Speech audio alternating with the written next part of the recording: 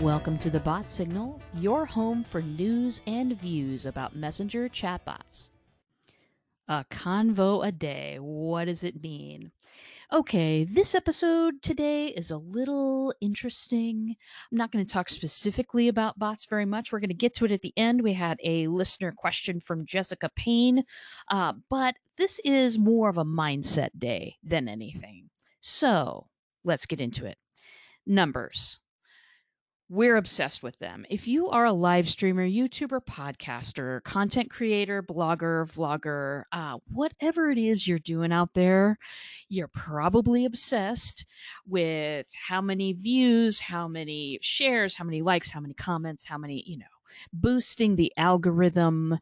We're obsessed with the numbers. We tend to think of it as the top of a funnel that hopefully some people will gravitate toward the bottom of.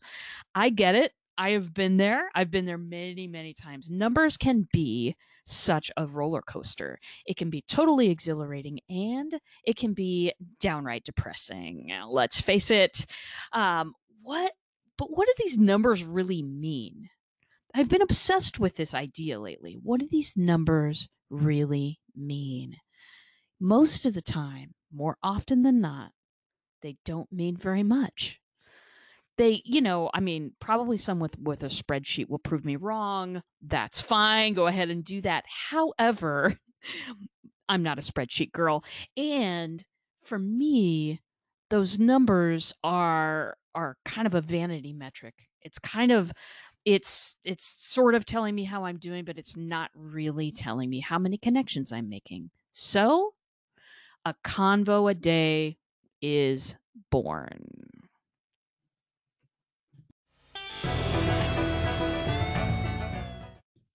Here's the number that I'm going to be focusing all of my energy on. How many conversations I can start per day. It can be a conversation. It can be a brand new connection. It can also be a connection that I already have, but furthering relationship. We went to another stage. We tried something new together. We had a new experience, that type of thing. Both of those types count. Doesn't have to be new connections, but it does have to be furthering a relationship. Those are my requirements. I have settled on as my starting number. I want to have just one conversation a day. I feel like this number is going to be much more important to me and much more related to my bottom line than any sort of, views on a video, any sort of how many likes I can get, that stuff is easy. But having a conversation and making a connection with someone, that's where the meat is. Of course, Messenger Bot is my favorite way to start a conversation. We'll get to that in a minute.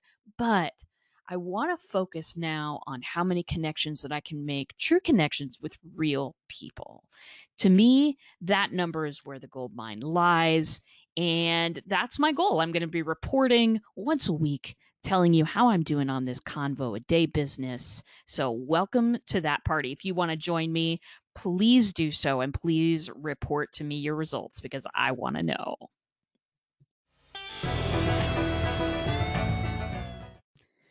Okay, so here's my report. Da, da, da, da. I had 8 conversations this week. So that's a little bit more than what I had put forth as a goal for the Conversation a Day project, which makes me pleased. Hello. So I had 8 this week. I had 4 brand new connections. They were fantastic. Did Lottie Hearn's show. That thing was a hoot. Met a new friend named Jeff. I hung out with Aaron Strayer twice and had a wonderful time. And also a lady named Megan. We might be doing some business here, building a bot in June. So that was amazing. And then also had 4 conversations that really furthered the relationship, taking some new steps here, doing some great things. My friend Kim Boltzmann and I did a live stream together on Friday that was called Nerdy Girls Geek Out Over New Technology. Super fun. I talked to my friend Ryan this week about possibly starting a new podcast. Look forward to that here on Anchor. Spoke to my friend Jessica about Anchor, and she's why I'm here right now. And my friend Motion, we are going to be working on his bot as well. So new steps taken everywhere. Great conversations had all around. Really feel like those 8 people are in my circle somewhere. Some of them are going to end up as clients. Some of them are not. They're going to end up as collaborators. They're going to end up as referrals, but they're in my circle now. For good or for ill, we'll see. Now we'll get to a listener question from Jessica. Hey RJ, I love your show. This is Jessica from Los Angeles, and I was wondering, can you share a couple of tips on how to make my bot sound more human? Thanks so much. Want to thank you for that question, Jessica. So here is my answer, my friend. You asked about how to make a bot more human. Here's the thing. Here's the mindset that I want you to get into. Bots are for conversation and connection. Conversation, make your bot conversational. And what I mean by that is make sure it sounds like the way you talk. Use words you would say. The best way to do this, honestly, is to ditch everything you've ever written for marketing. Grab a stack of Post-it notes. You can do this for free, people. Head to the nearest blank wall in your home, apartment, or wherever you're living right now and start writing out little bits of conversations. Pretend you're at a cocktail party. Pretend you're talking to me. And write down things that are conversational, short and sweet.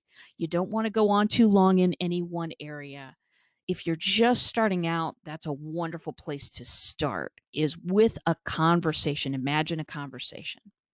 I have seen, I do a lot of research on bots. I'm always getting into, subscribing to bots and seeing what people are doing. I have seen some of the worst things imaginable. I've seen people copy entire emails and drop them in a bot and hope for results. I understand. Hey, it's the Wild West out there right now. A lot of people doing a lot of different things. I, however, urge you to keep it conversational, keep it short and sweet, offer value. Sometimes that value is education. Sometimes that value is, hey, do you want to ask me a question? And then give them a space to ask you a question. Connect with people, draw people into your circle. Now, if you're in the more advanced stages, which I know that Jessica Payne is in the more advanced stages, you're going to want to use all of the opportunities available in ManyChat for audio, video, PDFs, and text.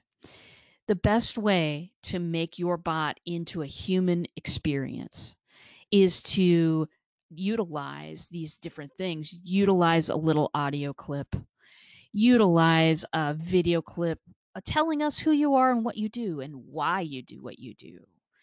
Be personal, be human. The more personality you put into your bot, the more of your personality, whether that's a light and funny personality, whether that's a little wacky, whether that's much more business-like, whatever it is, the more personality of your personality you put into a bot, the better results you're going to get. Guarantee it. All right, people. Love you. Talk to you next time. Thanks for listening today.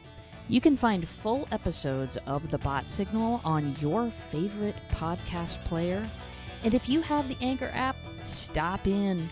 Ask me a question, leave me a voice message, and I'll include it on my next show. If you're completely new to bots and you don't know what's going on there, visit me at checkoutmybot.com. Start a conversation with me. Take my free mini course. It's all available. Thanks a lot, and I'll see you in a bot.